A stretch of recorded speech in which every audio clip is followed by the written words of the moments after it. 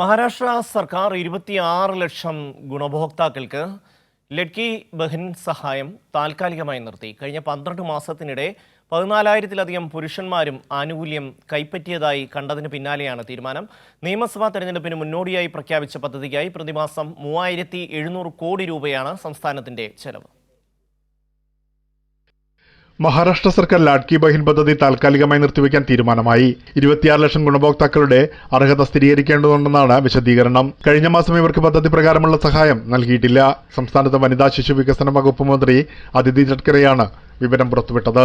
താൽക്കാലികമായി നിർത്തിയിട്ടിരിക്കുന്ന ഗുണഭോക്താക്കളുടെ കാര്യത്തിൽ അർഹത സ്ഥിരീകരിക്കാൻ ബന്ധപ്പെട്ട ജില്ലാ കളക്ടർമാരെ ചുമതലപ്പെടുത്തിയിരിക്കുകയാണ്. അതേസമയം സാമ്പത്തികമായി പിന്നോക്കം നിൽക്കുന്ന സ്ത്രീകൾക്ക് വേണ്ടിയുള്ള ലാഡ്കി ബഹിൻ യോജനയിൽ കഴിഞ്ഞ 12 മാസത്തിനിടെ 14,000-ലധികം പുരുഷന്മാരും ആനുകൂല്യം കൈപ്പറ്റിയതായി കണ്ടെത്തി. അനർഹരായ ഗുണഭോക്താക്കൾക്ക് പണം നൽകിയതിലൂടെ സംസ്ഥാനത്തിന് 1,640 കോടി രൂപയുടെ നഷ്ടമാണ് കണക്കാക്കുന്നത്.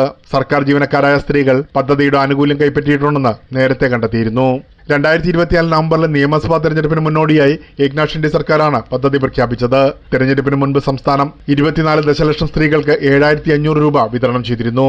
ഇത് സഖ്യത്തെ വീണ്ടും അധികാരത്തിലെത്താൻ സഹായിച്ചു. അതേസമയം വ്യാപകമായ ക്രമക്കേടുകളാണ് പദ്ധതിയുമായി ബന്ധപ്പെട്ട് പുറത്തുവരുന്നത്. ഇതുവരെ അനർഹരെന്ന് കണ്ടെത്തിയ 5 ലക്ഷം പേരെ സർക്കാർ ഒഴിവാക്കിയിട്ടുണ്ട്. പ്രേംലാൽ, കൈലി ന്യൂസ്, മുംബൈ.